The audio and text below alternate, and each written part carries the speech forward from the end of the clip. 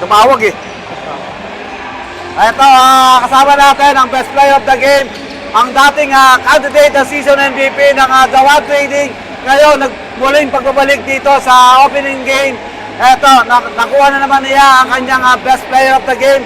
12 points and 3 steal and 3 assists ang ginawa niya ngayon. Siyempre, Darren, yung laban ninyong ito, ang opening game, mas maganda ba yung lineup niyo kaysa nung nakaraan? Oh, sobrang ganda ng lineup namin, lalo na dumagdan si Kuya Codilla, si Marasigan at saka yung si veteran namin na sentro.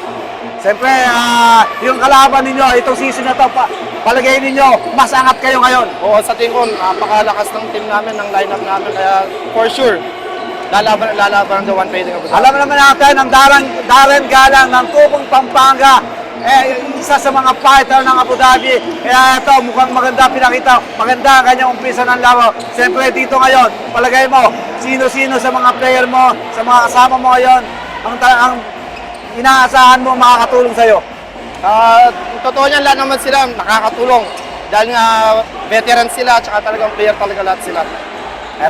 Siyempre, alam naman natin si Darren, pag ito nasamahan ng mga strong, mga big man, talagang mas maganda ang kalalabasan ng laro nito. Kaya ito, maganda ang start nila. Siyempre, may bagong point guard ka na, may mga bagong big man. Anong adjustment yung ginagawa mo dito para makasabay ka sa laro nila? Okay, so kung dati napansin mo, coach, naglalaro ako ng uno.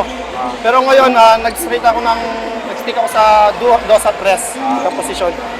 Which is, nandyan nga yung mga U-guard namin, si Kuya Codilla at si Kuya Aguila. Siyempre, ngayon, dalawa na ang coach mo. Talagang mas lalo bang tumibay yung coaching staff nyo? Oo, grabe, ang galing nila. Ang ganda ng teamwork nila, sila ni Coach Diego at Coach Alex.